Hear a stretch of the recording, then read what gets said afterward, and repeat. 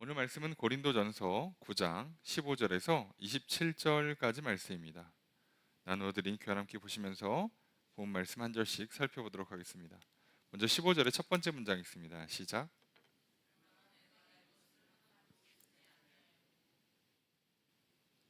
자, 문장의 주어 수로가 어떻게 될까요? 그죠? 내가죠. 내가 뭐 했다? 쓰지 않았다. 사용하지 않았다는 뜻이죠. 나는 무엇을? 이것을 사용하지 않았다. 하나도, 아무것도 란 뜻이에요.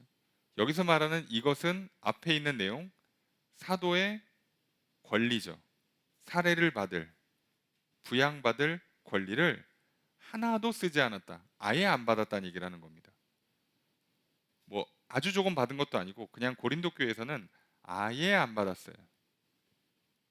그 얘기를 하는 거죠. 15절 두 번째 문장 있습니다. 시작.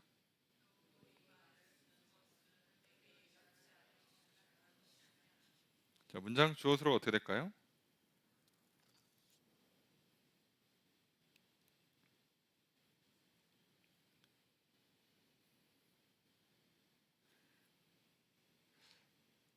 문장이 조금 어려워지죠. 예, 한국말이 이걸 이으다 보니까 그래요. 여기서 원문을 기준으로 하면 주어는 나는입니다. 나는 뭐 한다?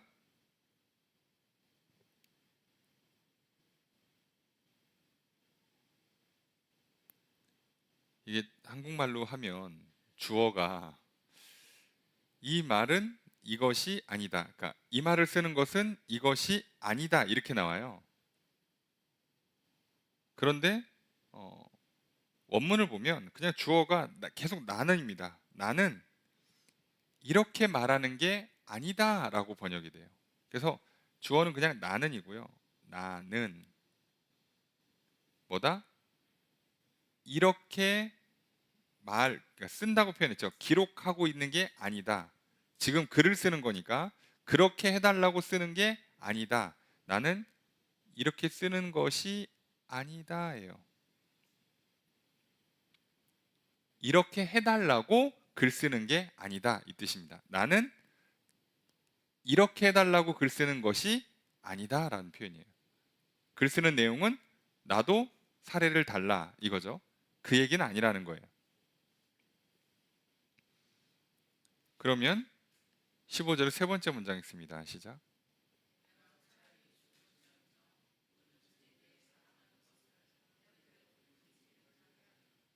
문장의 주어서 어떻게 될까요? 계속 내가죠. 내가예요. 내가 뭐 한다?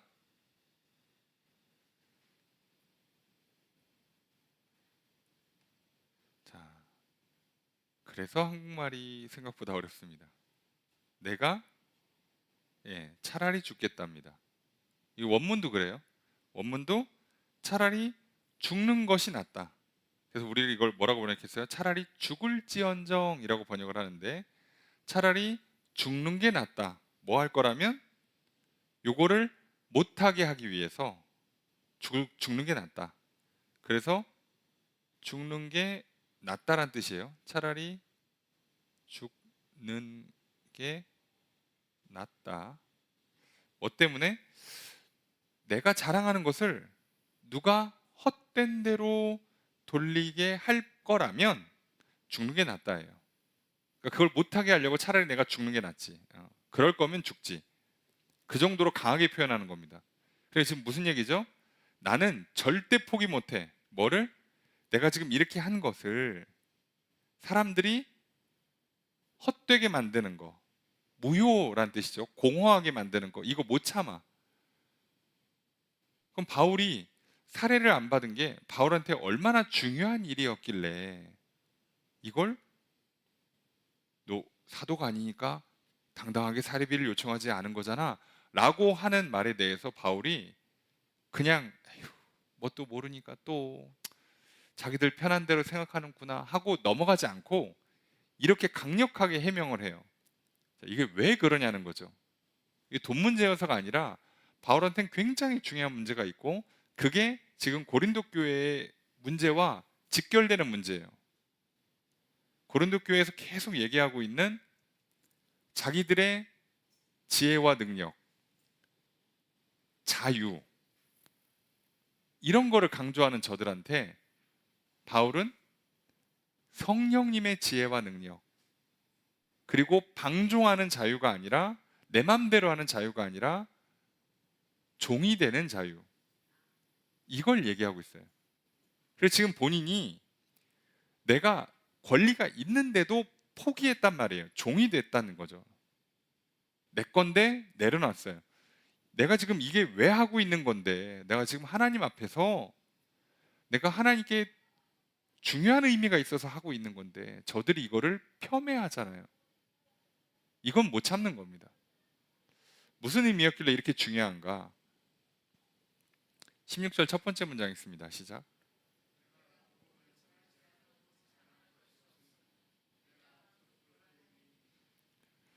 주어를 어떻게 할까요? 내가 복음을 전할지라 도니까, 이거는 조건입니다. 조건절. 만약 내가 복음을 전한다면 이란 뜻이죠. 주어는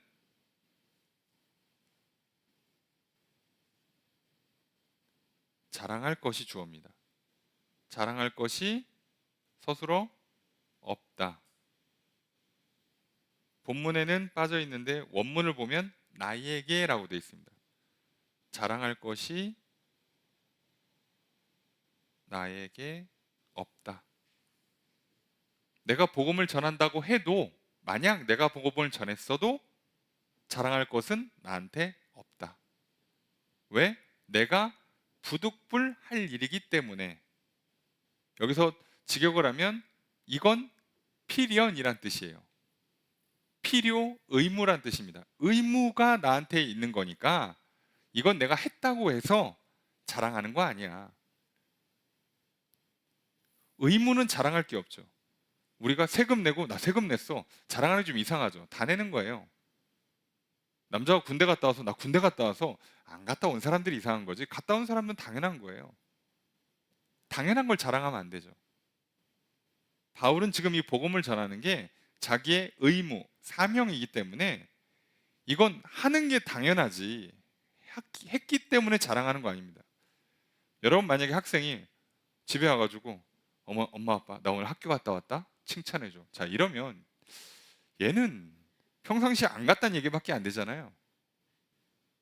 학생이 학교 가는 게 정상이지 상 받을 일이 아니에요. 오늘 학교 갔다 왔으니까 나 칭찬해줘, 나 용돈 줘, 특별한 상을 줘 라고 요구하면 안 되죠. 매일 줘야 되잖아요.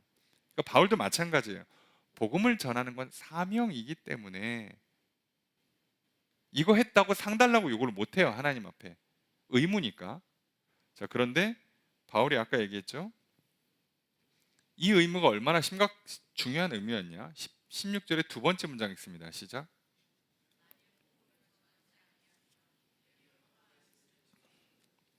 주어를 어떻게 될까요? 이제 뭐 만약 안 한다면 이렇게 돼 있지만 주어는 화가입니다. 화가 있을 거다. 나에게. 그죠? 화가 나에게 있을 거다. 자랑할 것은 나에게 없고 화만 나에게 있어요. 왜요? 이거 복음을 전하는 건 사명이고 의무라서. 여러분, 사명과 의무의 개념을 잘 기억하셔야 돼요. 자, 우리에게 주어진 사명과 의무는요, 했다고 해서 상 주는 게 아니에요. 이해가 되시죠? 많은 사람들이요, 성경을 읽고 왜 하나님 나한테 은혜를 안 주냐고, 기도했는데 왜 나한테 은혜를 잘 안 주시냐고 좀 불평하시는 분들이 있어요. 여러분, 의무입니다. 따지고 보면 안 하면 벌 받아야 되는 정도의 내용인데 하나님은 어떻게 하시는 거예요? 그거 하면 내가 은혜를 베풀어 줄게 라고 약속까지 하신 거예요. 그럼 우리는 감사한 마음으로 어떻게든 말씀 보고 기도하고 예배 드려야 되는데, 오늘 예배 드리고 왔는데 별로 이렇게 일이 잘 안 풀리는 것 같은데, 하나님 좀 이상하신데, 이렇게 할 수 있는 건이 아니에요. 여러분, 나는 가만히 냅두면 지옥입니다. 이 땅에서도 지옥이고 죽어서도 지옥이고, 그런 내가 생명을 얻고 나를 구원하신 분께 예배를 드리고 감사를 표하고 그분의 말을 듣고 따라 사는 건 의무라고요. 마땅한 거라고. 이거 했다고 더 상 받을 생각하면 안 되죠. 뭘 잘한 게 아니에요, 여러분. 당연히 한 겁니다, 당연히. 근데 하나님께서 여기다 자꾸 그렇게 하면 내가 복을 줄게라고 그러니까 우리가 이제 약간 왜곡을 시키는 거죠. 나한테 유리하게. 마치 하나님이 당연히 나에게 복을 줘야 되는 것처럼 왜곡을 시키는 거예요. 여러분, 그게 아니라는 얘기를 하는 겁니다. 이 순서가 잘못되잖아요. 하나님은 당연히 나에게 복을 줘야 되는 분이 아니라서 나를 사랑하기 때문에 복을 주고 싶어 하시는 거지, 당연히 마땅히 나에게 할당량을 안 주면 하나님이 직무위기야, 게으르신 거야, 잘못하신 거야 라고 할 수 있는 건이 아니에요. 그래서 우리가 이 개념을 잘못 가지면 고린도 교회 성도들처럼 막 나갈 수 있게 되는 겁니다. 용서했다면서 뭐 막 살아도 되지, 에이 그거 괜찮아, 괜찮아, 우리 자유로워, 죄책감 없어, 불법을 행해도 천국 가, 천국 가. 이렇게 되는 이유가 뭔지 아시겠습니까? 당연하다는 개념을 바꾸면 이렇게 돼요. 그래서 보통 우리들도요, 자녀들이 철이 든다는 게 뭐예요? 부모가 당연히 해준다고 생각했던 것들이 어느 순간 보니까 저거 굉장한 사랑과 희생과 헌신이었다는 걸 깨닫는 거죠. 당연한 게 아니야. 기적 같은 일이 일어나고 있는 거예요. 그 때를 기점으로 다르게 보이죠, 모든 게. 그리고 그걸 경험하지 못하는 사람은 평생에 부모에게 대한 소중함도 모르고 자기 인생의 가치도 모르고 자식도 제대로 못 키우는 그 불행한 인생, 어리석은 인생이 돼버려요. 결국 자기 손해예요. 당연한 게 아니죠. 감사할 일인 거예요, 감사할 일. 자, 그래서 바울은요, 사명을 안 하는 건 내게 자랑할 것이 없고 오히려 안 했을 때 내가 오히려 화가 있는 거예요. 자, 그렇다면 바울은 지금 뭐 때문에 살해를 안 받은 것을 이렇게 중요하게 여길까? 17절 첫 번째 문장 있습니다. 시작.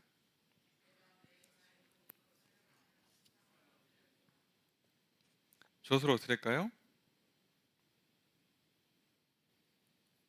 조건이 붙어 있지만, 내가 자의로 한다면 이란 조건이 붙어 있지만 주어는 결국 내가죠. 내가 뭐 할 것이다? 그죠? 내가 얻을 것이다. 뭐를 얻어요? 상을. 내가 상을 얻을 거다. 자, 의무가 아니라 내가 기꺼이 자발적으로 했다면 상을 받을 거죠. 그죠? 의무가 아니라. 우리도 누구 칭찬해 줍니까? 군대 안 가도 되는데 자원해서 가는 사람들 있잖아요. 조건이 면제야. 또는 뭐 미국에서 시민권을 받아왔는데 한국 들어온 다음에 자원해서 군대를 가요. 우린 그 사람들 뭐라고 그래? 칭찬해 주죠. 누구는 가기 싫어갖고 국적을 바꾸는 판에, 누구는 외국에서 국적을 갖고 있음에도 불구하고 한국 들어와서 안 해도 된다는데 굳이 자기가 자발적으로 내 뭐 어머니의 나라, 아버지의 나라, 내가 이 땅에 살고 있으니 나 여기서 군복 의무를 하겠다. 그러면 사람들이 칭찬해 주잖아요. 이게 맞죠? 그죠? 대한민국 태어난 남자가 군대를 갔다 오는 건 칭찬받을 일이 아니에요. 안 간 사람들만 욕먹는 거지. 그건 칭찬받을 일이 아니에요.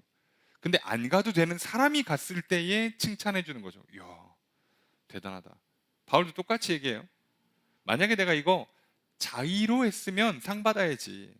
근데 자기는 사명으로 받았잖아요. 사명으로. 상 받을 게 없죠. 17절의 두 번째 문장 있습니다. 시작.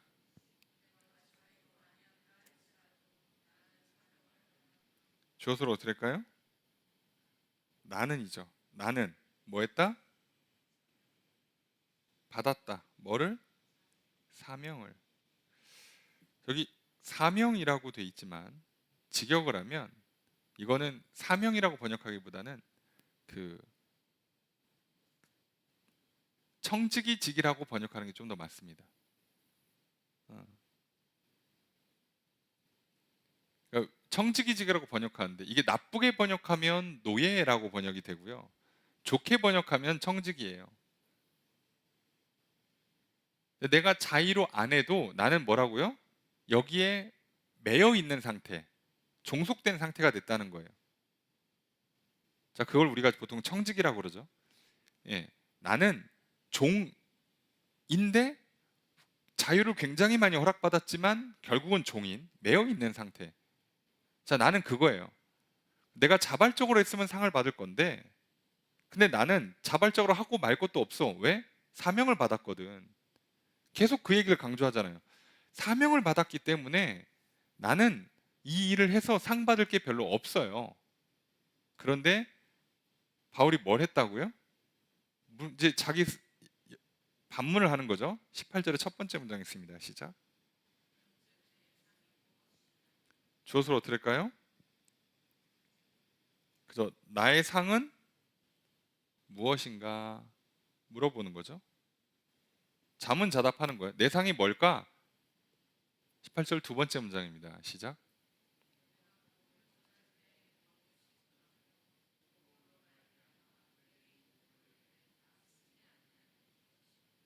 주어를 어떻게 할까요?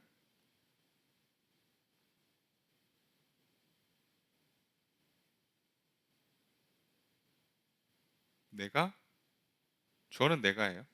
자, 정확히는 답은 뭐다? 이거다예요. 그죠? 이거다. 뭐?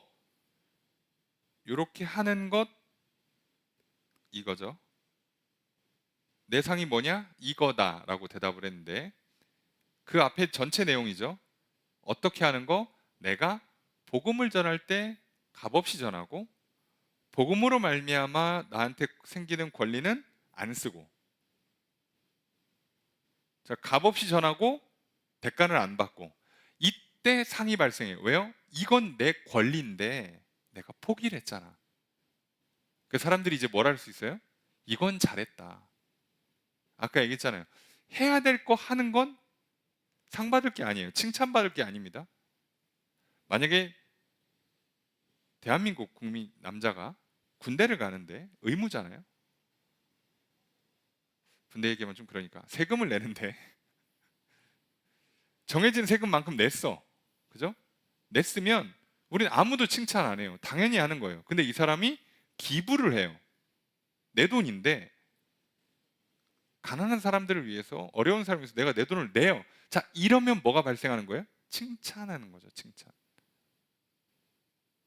아니, 내가 돈을 엄청 많이 벌어갖고 세금이 막 억 단위로 나왔어. 그래도 여러분 칭찬 안 합니다. 그죠? 그건 돈을 많이 벌었으니까 많이 내는 거예요. 근데 우리가 세금 다 내고 그리고 단돈 10,000원이라도 기부를 하거나 구제를 하면 그건 칭찬받을 만하지. 자, 이 얘기입니다. 내가 사명을 감당하는 것 자체는 내가 상 받을 게 없어. 의무니까.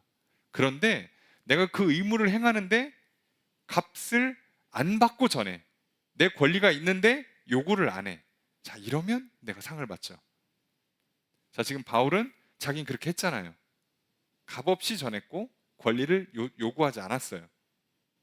그랬는데 그럼 자기는 이제 이게 뭐가 돼요? 자기한테는 나한테는 자랑거리. 하나님 앞에. 그리고 하나님 쪽에서 나에게 상을 주시고 복을 주시는 내용이 돼요. 자기는 이것 때문에 기꺼이 지금 자기의 권리를 포기했는데 사람들이 자꾸 뭐라고 얘기를 해요? 저거 사도 아닌가 보다. 자, 그러니 얼마나 열받아요. 예? 그래서 아까 맨 처음에 뭐라고요? 내가 차라리 죽을지언정이에요. 이건 내가 그냥 못 넘어간다는 얘기죠. 절대 그냥 넘어갈 수 있는 건이 아니에요. 이게 얼마나 힘든 일인데 내가 이거 왜 한 건데 근데 이렇게 오해를 받는다고? 이건 해명해야지. 다른 것도 아니고. 그래놓고 저들은 자기들의 권한을 다 써놓고 권한을 넘어가는 것까지 다 써놓고도 잘못한 게 없대. 오히려 하나님한테 상 받을 거라고 하고 앉아 있으니 얼마나 바울 입장에서는 이거 해명 안 하면 저 사람들 버릇 나빠져요. 그래서 얘기하는 겁니다. 여러분, 오늘 우리들이 이 기본적인 개념 자체를 흐트러뜨리는 경우가 참 많아요. 왜요? 사단은 속이니까요. 우리 안에는 욕망이 있으니까요. 욕심이 있고 욕망인데 사단은 와서 계속 거짓말을 넣고 그거 너의 당연한 권리야. 요구해도 돼. 좀 뭐 정치적인 얘기가 될 수 있지만 지금 선관위 문제의 핵심이 뭐예요? 아니, 공직자든 일반 회사원이든 병가든 연가든 휴가든 쓸 수 있어요. 근데 내 직장이 선거관리위원회면 선거철엔 쓰면 안 되지. 예? 그게 아무리 보장된 권리라고 해도. 그냥 이 사람들은 권리를 다 썼는데 사람들이 뭐라고 손가락질하는 거예요. 그러니까 권리를 다 썼는데 누가 봐도 잘못한 거 없어 보이지만, 행정적으로는 잘못해 없어 보이지만 사람들은 아무도 칭찬 안 합니다. 그리고 지금 저들을 향해서 비난하는 게 뭐예요? 너희들 때문에 나라가 무너지고 있다죠. 선거를 그렇게 하는 게 어딨어. 물론 뭐 어떻게 조사가 될지 모르겠습니다. 뭐 뒤에 어떤 세력들이 있는지도 모르겠습니다. 다 차치하고 최소한 본인들이 일하는 거에 대해서만큼 책임을 졌어야죠. 그러니 우리가 이 기본 개념을 자꾸 놓치는 거예요. 근데 요즘 소위 말하는 어른들이 좀 안 좋은 부정적인 의미로 뭐 MZ 세대라고 표현하는 그 사람들을 특징 짓고 뭐라고 하는 그 핵심 개념도 이거예요. 의무는 다하지 않고 권리를 주장하는 것. 근데 왜 이게 가능해요? 요즘 젊은 사람들 똑똑하거든요. 무슨 말인지 아시겠어요? 옛날에 자기 권리가 뭔지도 몰라서 못 써. 원래 휴가 써도 되는데 휴가가 며칠인지도 몰라. 그래서 못 썼어요. 그건 이제 뭐 어떻게 보면 어리석은 거죠. 근데 지금 사람들은 너무 똑똑하니까 내가 며칠 일하면 며칠 휴가가 나오고 휴가는 언제 쓸 수 있고 얼만큼 쓸 수 있고 다 알아요. 근데 바울이 정확히 보고 있잖아요. 고린도 교회가 딱 그렇게 했어요. 이 사람들 세상적으로는 정말 지혜롭고 능력 있는 사람들이에요. 그 사람들이 머리 써서 교회를 운영하니까 교회가 분열이 나잖아요. 문제가 해결이 안 되잖아요. 희한하게. 문제가 생길 때마다 해결이 안 돼. 답을 못 찾아. 방황하기 시작합니다. 바울이 어이가 없는 거죠. 니네 똑똑하다며. 잘났다며. 뭐 이거 하나를 못하냐? 근데 바울은 뭐라고요? 오직 예수 그리스도의 그 십자가의 보혈, 예수 그리스도의 그 가르침, 그리고 그걸 우리에게 깨닫게 하시고 행할 수 있게 하시는 성령님의 지혜와 능력, 그대로 살아보니까 되던데? 해결이 되던데? 그렇게 하는 거 아니야. 의무는 최소한으로 하고 권리를 최대한으로 땡기는 게 세상에서는 지혜롭고 뭐 영리한 것처럼 보일지 모르지만 하나님 나라에서는 의무는 다하고 권리는 행사하지 않는 게 지혜로운 거예요. 그래야 하나님 나라가 세워져. 그래야 상을 받아.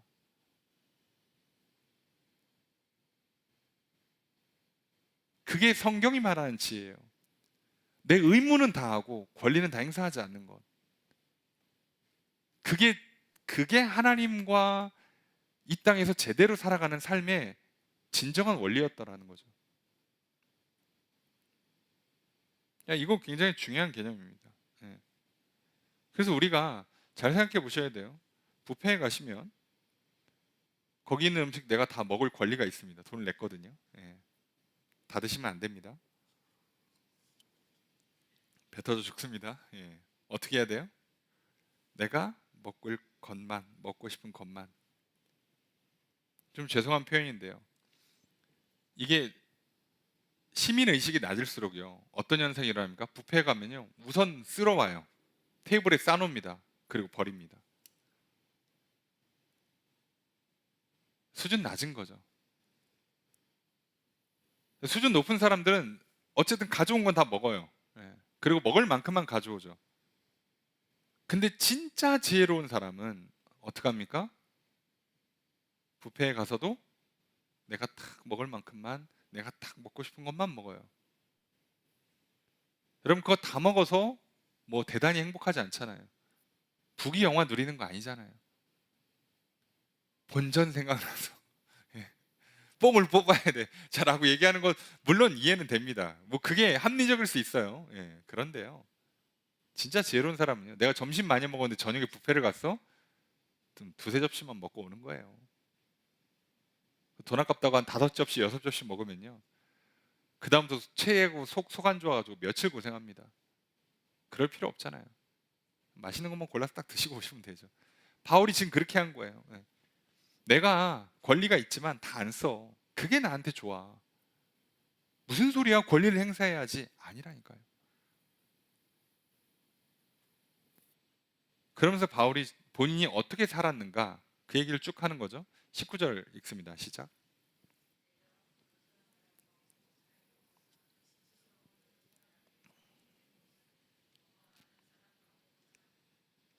주어를 어떻게 될까요?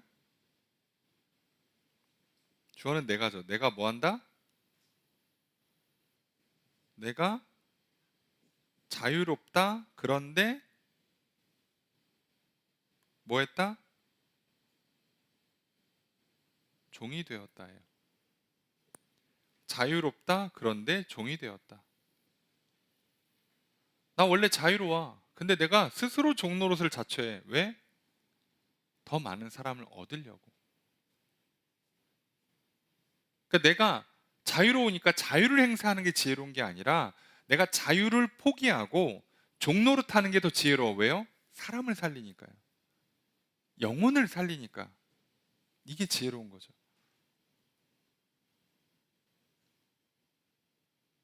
여러분, 우리도 가끔 말싸움, 뭐 다툼, 언쟁 하다 보면 꼭 그 얘기잖아요.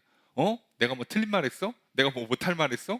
뭐 내가 내 입 가지고 뭐 말하면 안 돼? 자, 그게 어리석은 겁니다. 그래서 싸우면 다음부터 말할 사람이 없을 텐데요. 그렇잖아요. 그게 뭐가 좋습니까? 혼자 사실 거야? 우리가 끝까지 타협하면 안 되는 내용이 있죠. 바울도요. 복음을 건드리면요, 끝까지 물고 늘어져 싸웁니다. 어떻게든 해결 봅니다. 근데 그게 아니라, 여러 사람들이 이 얘기도 하고 저 얘기도 하면 그 얘기는 뭐예요? 복음과 상관없고 영원한 생명과 구원과 상관없는 얘기는 그냥 넘어가 준다는 얘기예요. 신경 안 쓰겠다는 거죠. 누가 얘기해요. 교회 올 때는 옷을 좀 깨끗이 입고 와야지. 그럼요, 맞습니다. 예. 누가 얘기합니다. 교회 올 때 뭐 옷 아무렇게 입고 와야 되는 거 아니야? 나는 그냥 반바지 입고 올래. 좋아요.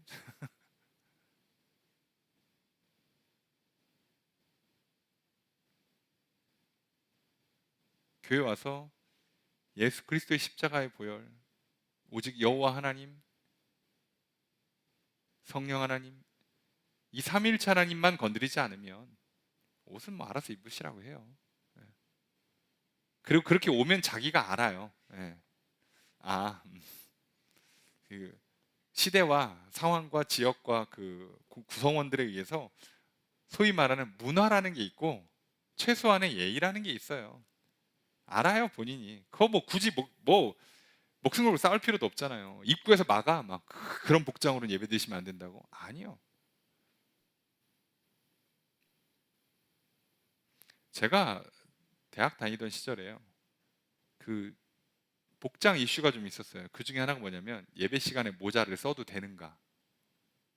그 당시에 어른들은요, 어디 감히 예배 시간에 모자를 쓰냐였어요. 근데 젊은 사람들은 딱 이런 개념인 거죠. 아니, 내가 예배를 드리는 거랑 모자 쓰는 거랑 무슨 상관입니까? 이거 얼마나 비싼 모자고, 요즘 이게 유행이고 멋있는 건데. 딱 그 얘기하면 또 다 맞아요. 그렇게 한참 박 터지게 싸웠거든요.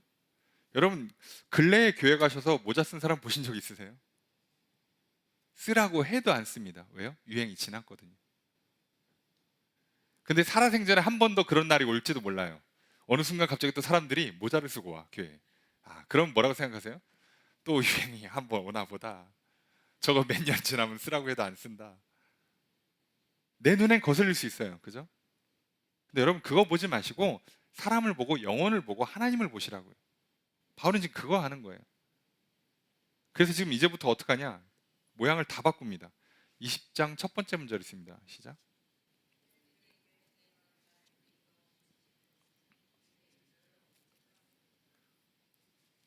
주어서로 어떻게 될까요? 주어 내가입니다. 헷갈리지 마시라고 알려드릴게요. 내가 뭐 했다? 내가 되었다예요. 뭐뭐와 같이 되었다. 누구처럼?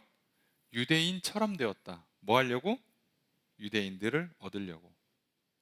유대인 만나면 유대인처럼 지낸다는 거예요. 유대인들의 어떤 그 복장, 유대인들의 어떤 문화, 유대인들의 그런 행동 양식에 맞춰준다는 거예요. 그거 뭐, 예.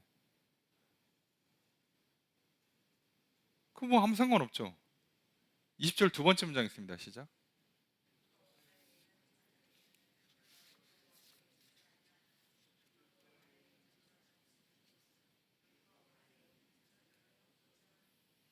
주어를 어떻게 할까요?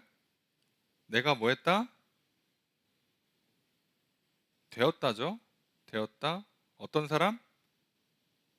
율법 아래에 있는 사람처럼 되었다. 율법 아래에 있는 사람.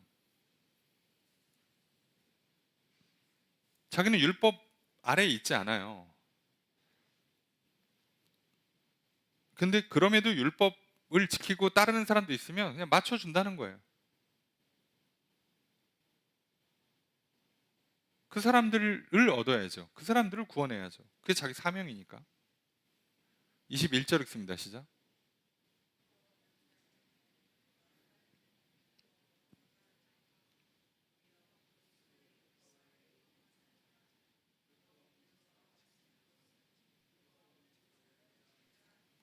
주어를 어떻게 할까요? 내가 같이 됐다. 뭐뭐와 같은 사람이 됐다. 어떤 사람? 율법이 없는 사람. 율법 없는 사람처럼 또 되었다는 거예요. 자기는 율법이 있어요. 그리스도의 법이 있는데 그래도 나는 그런 법 없는 사람처럼 지낸다는 거예요. 뭐 하려고? 율법 없는 사람들을 얻으려고.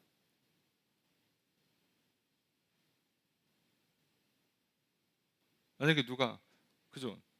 커피나 한 잔 하시죠. 저는 커피 같은 거 안 먹습니다. 자, 이제 한 잔 먹어도 큰일 안 나요. 그죠? 예. 그럼 저는 커피 말고 저기 그 디카페인으로 먹겠습니다. 저는 그 커피 말고 차로 마시겠습니다. 하면 되잖아요. 저 커피 같은 거 안 먹는데요. 네, 저기 따로 드세요. 예, 저는 혼자 있을래요. 이러면 바울 입장에서 사명을 감당을 못 한다고요. 예. 나는 커피 별로요.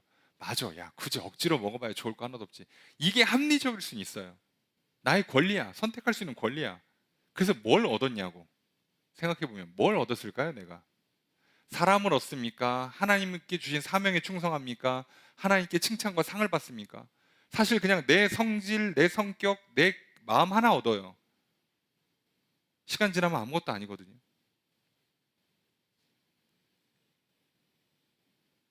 여러분, 내가 옷을 새로 샀거나 신발을 새로 샀어. 물이나 튈까? 누가 밟을까? 그래서 조용히 집으로 휙 들어갔어요. 자, 왜 그렇게 사신 거예요, 옷을?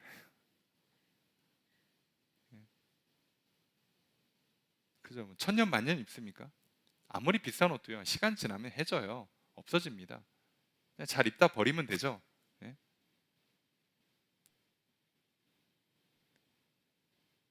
그렇게 얘기하는 그렇게. 그게 중요한 게 아니니까. 자, 계속 얘기합니다. 22절의 첫 번째 문장 있습니다. 시작.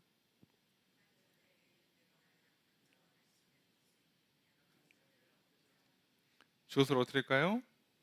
내가 뭐뭐처럼 됐어요. 뭐뭐와 같이 되었다. 어떤 사람? 약한 사람. 자, 여기서 약한 사람은 믿음이 약한 사람을 얘기합니다. 그래서 지난번에 그 음식, 우상에게 바쳐진 제물의 문제를 다룰 때 믿음이 약한 사람이 어떻게 한다고요? 믿음이 약한 사람은요, 그걸 먹으면 왠지 죄를 짓는 것 같아. 믿음이 없으니 약하니까. 믿음이 센 사람들은 이거 아무 상관도 없는 거야. 그 먹는 건 우리 믿음과 구원과 아무 상관도 없어. 그냥 먹으면 돼. 자, 그 믿음이 약한 사람들은 그 믿음이 없어가지고 저거 먹을까 말까? 먹으면 안 되는데 먹지 말아야지. 그러고 있는데 믿음이 강한 사람들이 그냥 먹어. 그걸 먹는 걸 보고 따라서 먹어. 따라서 먹으면 조금 이따 무슨 문제가 와요? 시험 들어요. 먹지 말걸. 이상하게 그걸 먹고 집에 왔더니 일이 안 풀리네. 집안 분위기가 안 좋네. 그래서 정죄를 당해요, 스스로. 그래서 뭐라고 얘기합니까? 믿음이 좋은 사람들이 뭘 하라는 거예요? 먹지 말라고 얘기하는 거예요. 니들이 상관없잖아. 오히려 니들은 먹어도 그만 안 먹어도 그만이라며. 그러면 먹지 말라고. 왜? 믿음이 약한 사람들 시험 드니까. 나중에 먹으면 되잖아. 맞죠? 그럼 뭐 안 먹는다고 큰일 안 나죠. 근데 교회에도 보면 이제 먹는 거에 좀 예민하신 분들 있잖아요. 네. 우선 먹고 봐야 돼. 그래서 이제 먹는 거에 눈이 돌아서 옆에 사람이 안 보여요. 자, 그러면 문제가 생겨요. 근데 생각해 보면 사실 뭐 안 먹으면 큰일 나나요, 요즘? 예. 오히려 다이어트 되고 좋은 거 아닙니까? 그렇잖아요. 진짜 큰일이 안 나요, 생각보다. 내일 당장 먹을 게 없어서 오늘 무조건 먹어야 된다. 그렇지 않잖아요, 요즘. 먹을 게 넘쳐나고. 그래서 오히려 문제인 거니까. 오늘 우리들이요. 바울이 어떤 지금 모습을 하고 있는지를 잘 보셔야 돼요. 20절의 두 번째 문장 있습니다. 시작.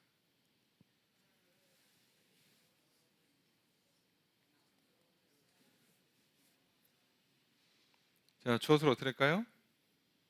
내가 뭐 했다? 그죠? 여러 모습이 되었다. 내가 여러 모습이 되었다. 왜요? 몇 사람이라도 건지려고. 어떤 사람을 건지려고. 그죠? 누군지 몰라.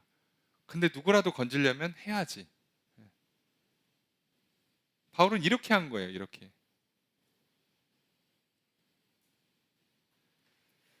23절 읽습니다. 시작.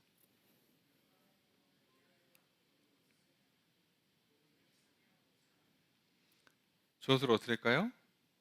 내가 그죠? 모든 것을 행한다요. 행한다.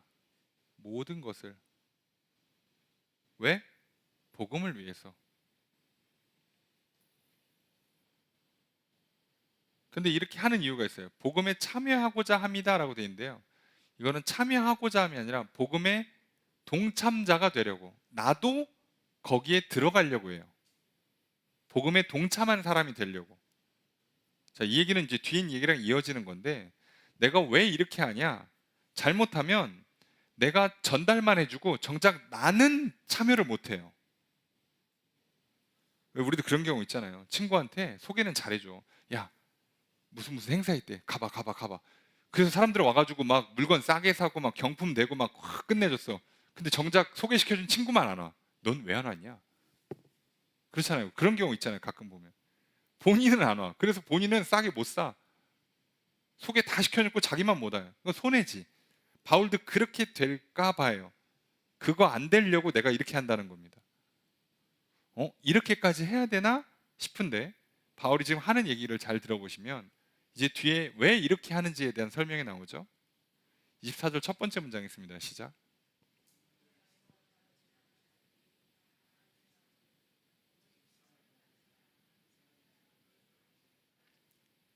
주어로 어떻게 될까요? 그죠? 너희가 뭐 한다? 알지 못하냐라고 반문하죠. 뭐를 알지 못해요? 앞에 있는 내용 요만큼 다. 너네 이거 몰라? 라고 물어봤어요. 운동장에서 달리기를 하는데 다 같이 달려요. 근데 상은 한 명만 받죠. 우승은 한 명이죠. 이거 몰라? 알지? 어차피 이 당시에 그 소위 말하는 올림픽 경주가 흔했습니다. 이 당시에 로마 시대 다 알아요.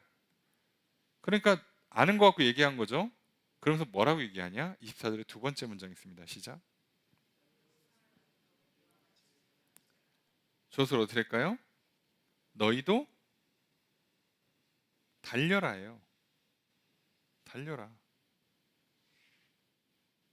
이렇게 달려라. 뭐 하려면? 상 받으려면. 상 받으려면. 상 받고 싶으면 달리란 얘기예요. 자, 지금 구원 얘기가 아닙니다. 이해되시죠? 천국 가고 뭐 구원받는 그런 기본적인 얘기라는 게 아니라 상 받고 싶어? 달려. 근데 이게 묘하게도요, 안 달리면 상을 못 받는 경우도 있지만 결승점에 못 들어가는 문제도 생겨요. 이게 물려 있습니다. 그러니까 이게 바른 길을 설명해 주는 거예요. 구원의 길을 설명하는 겁니다. 예수를 믿고 구원받은 사람들은 받은 사명에 충성하게 돼 있어. 근데 거기는 상이 없지. 근데 사명을 받은 사람들이 상을 받고 싶지 않겠어? 보통? 그러니 다 상 받으려고 달린다니까? 또 달려야 천국에 잘 들어갈 수 있어. 어차피 에휴, 천국만 가면 되지 하고 들어 누우면 오히려 못 들어가. 마치 무슨 토끼 거북이 마냥, 예? 그 결승점 다 와가지고 아이고 하고 그냥 한숨 자면 못 가요. 예. 그런 문제가 생길 수 있으니까 어차피 달려야 돼. 우리의 믿음의 경주가 특성이 그렇다는 거예요. 그러니까 게으르게 들어 눕는 건 없어요. 신앙생활에서. 사명엔 상이 없고, 그러니 상을 받기 위해서 달려야 되고, 또 달려야만 들어가요. 그러니 바울 입장에서는 뭐라고요?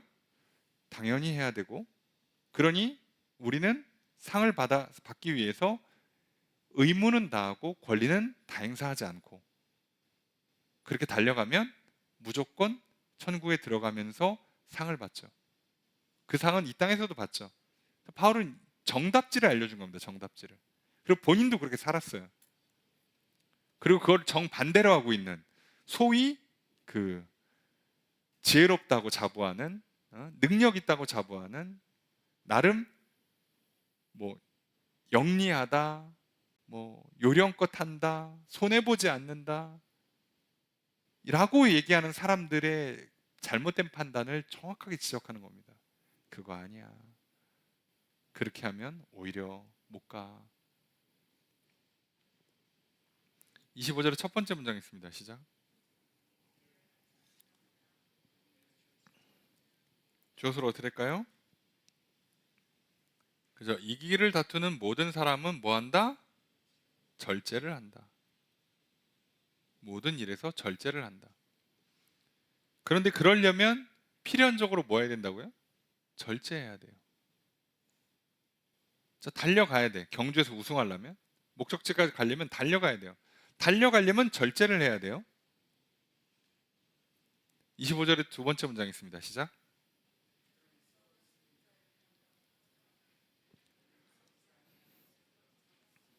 자, 문장 두 개를 이으긴 했지만 주어서로 어떻게 할까요? 그들은 얻고자 한다. 우리는 얻고자 한다. 그죠? 얻고자 하는 게 다르죠? 그들은 썩을 승리자의 관. 왜요? 그 당시 월계관이라고 부르는 관은 다 나무나 꽃을 엮어서 만들었죠. 시간 지나면 썩죠. 예. 근데 우리는 썩지 않을 것을 받아요. 영원한 하늘나라의 상급을 받으니까. 자, 그래서 어떻게 한다는 거죠? 26절 읽습니다. 시작.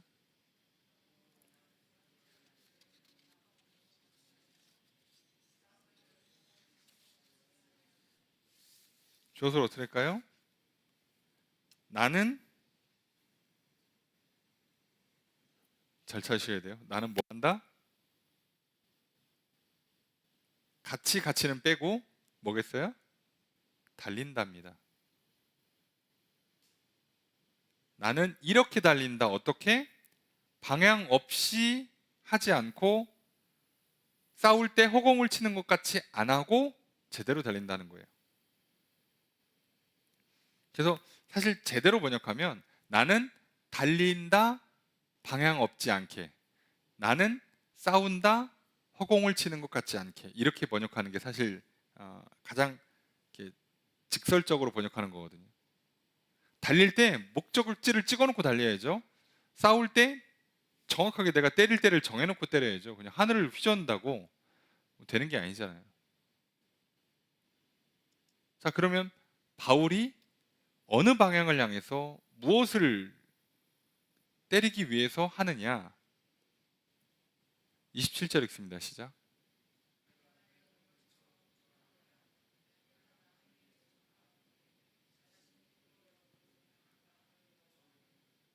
저것을 어떻게 할까요?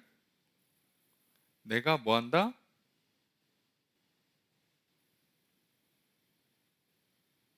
복종시킨다예요.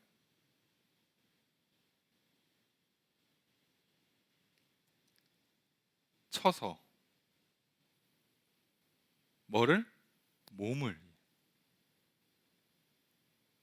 내가 내 몸을 쳐서 복종시킨다. 직역하면 나는 내 몸을 혹독하게 훈련시킨다예요. 훈련시킨다. 왜 이렇게 하냐? 정작 남에게 전파하고 나는 버림을 당할까 봐. 여기 두렵다고 돼 있는데 두렵다는 단어는 없고요. 다른 사람에게 선포하고 나는 실패한 사람이 되지 않으려고 라는 뜻이에요. 저 사람들한테 알려줘서 잘 되게 만들어 놓고 정작 나는 그 길을 안 따라가서 실패하는 최악의 결과가 오지 않게 하려면 뭐 한다는 거죠? 내 몸을 혹독하게 훈련시킨대요. 자, 몸을 혹독하게 훈련시킨다. 뭐 하려고? 달려가려고. 목적지를 정해놓고 달려가려고. 목적지를 정해놓고 달려가서 난다는 뜻이 뭐예요? 천국 들어가려고. 가서 상 받으려고. 상 받으려니까 뭘 해야 돼요? 의무는 다하고 권리는 다 행사하면 안 돼요. 그래야 상이 있으니까. 권리를 다 쓰면 상 받을 게 없어요. 의무를 다 안 하면 상 받을 게 없습니다. 그러니까 의무는 다 하고 권리는 다 안 쓰는 거예요. 그래야 상 받아. 그래서 상을 받기 위해서 나는 천국에 갈 건데 그 가기 위해서 달려가야 되는데 달리려면 절제를 해야 돼요. 절제하기 위해서 뭐를 하냐? 몸을 혹독하게 훈련시킵니다. 자, 그럼 내가 천국을 향해 달려가는 데 있어서 가장 내게 방해를 주는 게 뭐란 뜻이에요? 내 몸입니다. 몸. 몸 안에 있는 악한 본성, 그죠? 우리 죄성이 있죠. 남아있는 죄성. 그 죄성을 갖고 있기 때문에 우리에게 조금만 불신앙이 들어오면, 쉽게 말하면 믿음이 조금만 약해지면 금세 교만해지고 고집 부리고 내 생각과 내 감정과 내 주장을 밀어붙이면서 내 안에 있는 욕망들, 몸이 주는 신호들 있잖아요. 이거 하고 싶다, 이거 하면 기분이 좋겠다, 재밌겠다, 이거 먹고 싶다, 자고 싶다, 놀고 싶다, 나는 그 욕망들이 들끓어 올라요. 근데 그걸 다 행사할 수는 있어요. 내 몸인데 뭐, 그렇잖아요. 내 몸인데 뭐, 내 인생 4시간인데 내가 잠을 늦잠을 자든 말든 알게 뭐야? 공부를 하든 말든 알게 뭐야? 운동을 하든 말든 내 맘이지 뭐 라고 하면 망한다는 얘기예요. 그렇게 하면 망하니까. 그래서 뭐 하겠다는 거예요? 그래서 그렇게 하지 않도록 혹독하게 훈련시키는 거예요. 얘가 게을러지려고 그러면 일어나 시키는 거고, 얘가 막 귀찮다고 그러면 해야지 라고 밀어붙이고, 뷔페 갔는데 그만 먹어 시키는 거고요. 놀러 갔는데 이제 그만 놀고 이제 집에 들어가 자. 막 새벽 2시, 3시까지 놀고 싶은데 12시 됐으면 자. 이렇게 하는 거예요. 혹독하게 절제시키는 겁니다. 왜요? 지금 내가 상을 받는 데 있어서, 사명을 완수하고 상을 받는 데 있어서 가장 큰 장애물이 뭐예요? 내 육신의 정욕, 그리고 그거를 부추기는 악한 영. 여기랑 싸우고 있는 거예요, 바울은. 그러니까 나랑 의견이 다른 사람, 취향이 다른 사람이랑은 안 싸워요. 여기는 내 공격 대상이 아니라고요.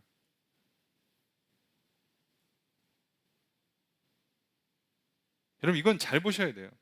우리가 좀 선거가 지났지만 선거 때 한참 그 사람들이 인터뷰했던 내용 중에 하나가 뭐냐면, 우리의 주적이 누굽니까? 이걸 물어요. 대한민국의 주적이 누굽니까를 물어봐요.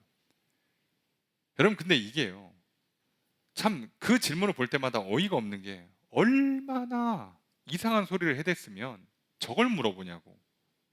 저걸. 그런데 간혹 특정 정치인들이 뭐라고 얘기하면, 뭐를 주적이라고 얘기하냐면 그 뭐 내란 세력, 그 뭐 특정 뭐 정치 그룹이나 뭐 이렇게 경제 그룹들을 놓고 이 사람들 우리의 주적 아니겠습니까? 이렇게 얘기하는데요. 오늘 본문을 잘 보세요. 우리의 주적은 우리를 대항해서 공격하는 사람들이 주적이에요. 내부에서 분열 나는 건 적이 아니에요, 여러분. 의견 충돌이 난 거지 적이 아니라니까요. 근데 내부에 분열 나는 사람을 적이라고 간주하면 이 사람은 누구랑 친구를 먹겠다는 거예요? 진짜 적이랑 친구를 먹겠다는 거죠. 교회가 왜 분열 나면 안 되는지 아십니까? 의견 충돌 날 수 있어요. 감정 상할 수 있습니다. 사람이 있으니까. 그런데 그럼에도 불구하고 우리가 예수 그리스도의 십자가의 보혈로 서로 용서를 하고 용서를 받고 성령이 주시는 그 지혜와 그 주시는 사랑으로 끈끈이 연합해서 우리는 끝까지 하나가 돼요. 진짜 우리가 싸워야 되는 건 사단과 내 안에 있는 욕망들이에요. 이게 적입니다, 우리. 내 옆에 있는 형제자매는 적이 아니에요. 근데 내가 옆에 있는 형제자매를 적이라고 간주하면요, 난 누구랑 친구 먹는 거예요? 사단이랑 친구 먹는 겁니다. 세상 원리가 똑같습니다. 이게 바울이 이걸 정확히 알고 있죠. 그래서 바울은요, 고린도 전서를 비롯해서 서신을 보낼 때요, 뭐 자기를 미워하거나 교회에 문제가 심각한 사람들에게도 항상 뭐라고 씁니까? 사랑하는 형제라고 씁니다. 너희들은 적이 아니에요. 지금 나를 공격해. 너는 사도도 아니야. 여러분 같으면 그 얘기 들으면요, 아마 우리 같으면 멱살 잡습니다. 그죠? 저거 나와. 못 참죠. 그 얘기를 어떻게 합니까? 내가 너희들 1년 6개월 동안 돈도 안 받고 매를 맞고 고생을 해가면서, 헐벗고 고생해가면서 복음을 전했는데 그 사람한테 사도도 아니라고? 여러분, 만약 우리가 애를 키웠어. 근데 하필이면 얘가 속을 더럽게 세게 가지고 어렸을 때 맨날 아프고 다치고 막 학교가 사고치고, 그거 키우느라고 갖은 고생을 했는데 다 큰 다음에 부모한테 가가지고 당신은 내 부모도 아니야. 여러분 같으면 이렇게 참습니까? 요새 바로 바로 날아가죠. 예. 그걸 어떻게 참아요? 근데 바울은 그걸 참는다니까. 왜요? 내 적이 아니야. 그 사람은 절대 적이 아닙니다. 근데 그걸 싸우려면 바울이 뭐부터 해야 된다고요? 자기 안에도 욕망이 있잖아요. 혈기라는 게 있잖아. 자기도 한때 정치하려고 잘 나갔던 사람이잖아요. 성질이 있어요. 바울도 소위 말하는 성격 있는 사람입니다. 그런데도 참는 거예요. 왜요? 저들은 내 적이 아니거든. 진짜 적은 지금 내 안에서 끓어오른 내 이 성질이 적인 거예요. 이걸 폭발시키면 형제를 죽이고 적이랑 손을 잡는 미친 짓을 하는 거예요, 내가 지금. 여러분, 아무리 내가 내 옆에 있는 사람이 마음에 안 들어도요, 같은 대한민국 국민끼리 싸워야겠습니까? 지금 우리나라를 둘러싸고 지금 다 적인데, 솔직히 말씀드리면 죄송한데 지금 우리나라 주변을 둘러서 친구가 어디 있어요? 예? 친구가 어디 있냐고. 전 세계 역사를 보고요, 국경 맞대고 친하게 지낸 나라는 원래 없습니다. 불가능한 거예요. 경쟁자잖아요, 사실. 근데 우리는 경쟁 수준이 아니잖아요. 그렇잖아요. 뭐 생각해보면 그래요. 저쪽은 천년의 원수, 이쪽은 백년의 원수, 이렇게 표현하는데 다 원수란 얘기예요. 우리는 친구가 어딨어. 그러니까 어떻게 해요? 우리끼리 똘똘 뭉쳐서 살아남아야죠. 왜 우리가 분열을 합니까? 그래서 제가 여러 번 말씀드렸죠. 분열을 조장하는 사람이 제일 나쁘다고. 여러분, 적은 늘 있어요. 예. 뭐 어쩔 수 없습니다. 우리 인생사가 적은 늘 있는 거예요. 근데 적이 무서운 게 아니라 분열을 일으키는 사람들이 무서운 거예요.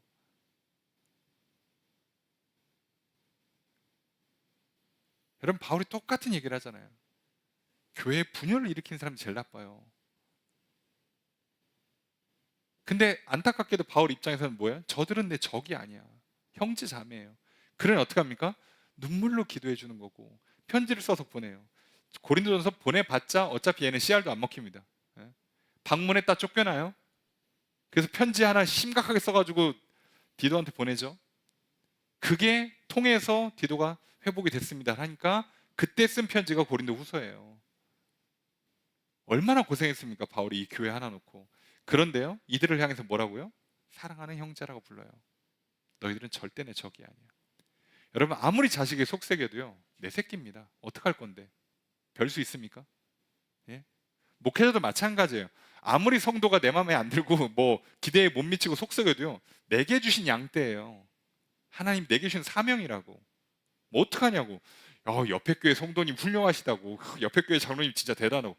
죄송한데요, 나랑 상관이 없어요. 그분 잘 되면 뭐 나한테 좋습니까? 그분 어려울 때 내가 가서 기도해 줍니까? 아니라니까요. 하나님이 내게 주신, 나와 함께하는, 우리가 어떻게든 하나가 되는 게 우리의 사명이에요. 목숨 걸고 하는 겁니다, 여기에. 그리고 이걸 완수하려고 바울이 어떻게 했다고요? 의무는 다하고 권리는 행사하지 않았던 거예요. 그래서 이게 얼마나 중요한지를 이렇게 가르쳐 주는 겁니다. 왜요? 그걸 공격하니까. 그래? 공격을 해? 그래? 그 김에 가르쳐 주는 거죠. 그래, 니들 지금 뭘 모르는구나. 그거 아니야. 절제 안 하면 결승선에 못 들어가. 세상에 성질 다 부리고 사는 사람이 어딨어.